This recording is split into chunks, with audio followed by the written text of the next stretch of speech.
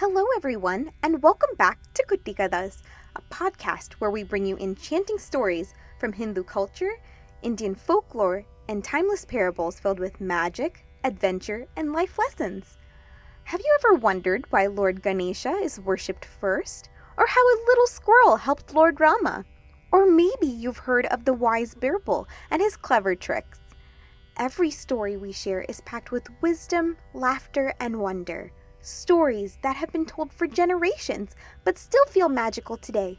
So sit back, relax, and let's journey into a world of gods, kings, sages, and talking animals. Are you ready for today's tale? Let's begin! Before we start today's tale, let's start off with 3 ohms.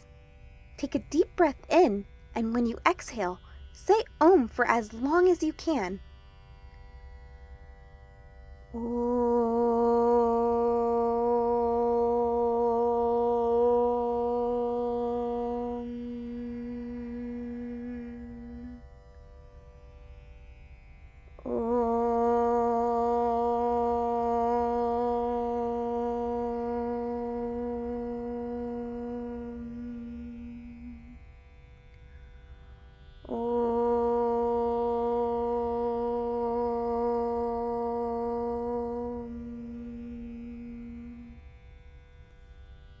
Dhruva Tara. In the vast history of Hindu stories, there are those whose love for the divine was so deep, so pure, that even the gods paused to listen. In the series The Greatest Bhaktas, we explore Mirabai's songs, Hanuman's loyalty, Kanappa's sacrifice, all extraordinary lives transformed by extraordinary devotion. In their stories, we find the truth that even a single sincere prayer can echo across the universe. Today's tale is about a little boy whose faith took him all the way to the stars. Yes, this is the story of Dhruva, the boy who became the North Star. Once upon a time, there was a king named Uttanpad.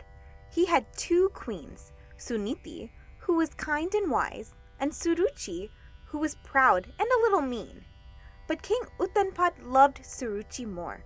So, Suniti was forced to live outside the palace with her son Dhruva, while Suruchi and her son Uttam lived in the luxury of the grand palace. One day, 5-year-old Dhruva tiptoed into the royal court. He saw his father sitting on the throne with Prince Uttam playing on his lap. Dhruva ran up excitedly. "Papa, I want to sit on your lap too." But before the king could say anything, Queen Suruchi stepped in. Her voice was sharp. "You may be the king's son," she said, "but you were not born to me. Do not insist. You have no right to sit on the throne. It belongs to my son." Poor Dhruva was heartbroken.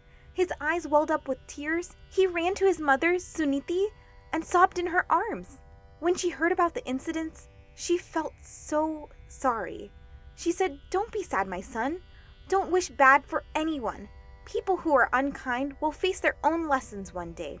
Give up your jealousy and start worshipping Lord Narayana. Only Lord Narayana can remove your sorrows." Dhruva wiped his tears. He stood tall. Even though he was just a little boy, he said, "Mother, I will pray to Lord Vishnu with all my heart. I want to earn a place no one can ever take away from me." And just like that, the brave little boy left home, alone. Dhruva left home that very moment. In the forest, he met the great sage Narada, who tried to stop him. "Where are you going, little one?" Narada asked.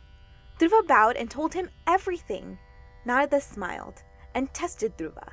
"Why not go home, dear child? You're just 5. But Dhruva's heart was full of determination.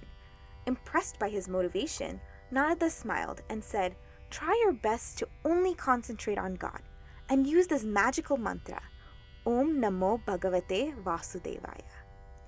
Dhruva reached a beautiful forest called Madhuvan near the Yamuna River.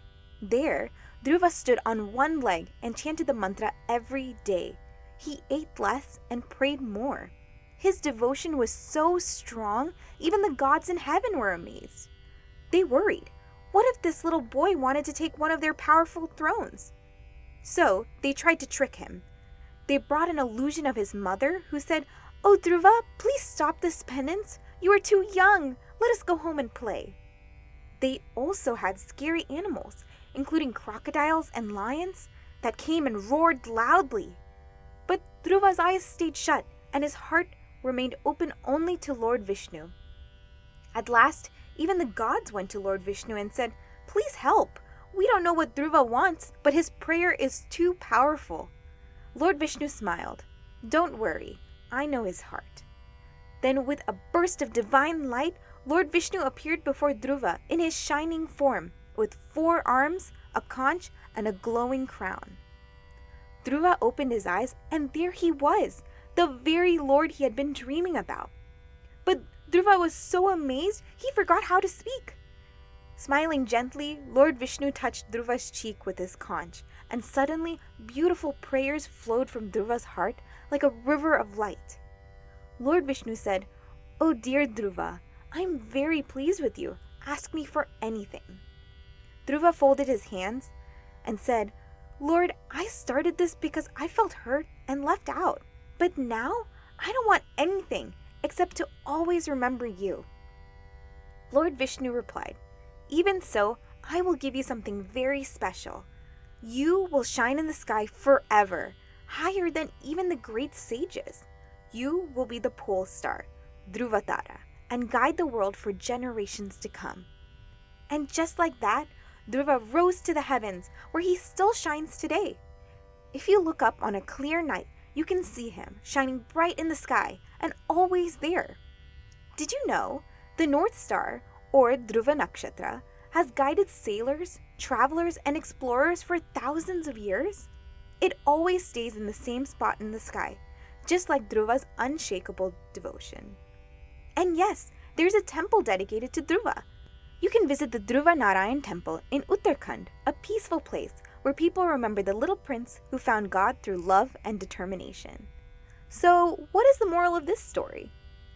People can be bullies and unkind to you, like how Dhruva's stepmother was mean to him. But use that as motivation to accomplish something amazing, just like Dhruva did. Thank you for joining us today. Go out and check the night sky to see if you can see the Dhruva Tara shining bright. And don't forget to share this story with your friends and subscribe to our channel. As always, keep learning and keep smiling. Hari Sharanam.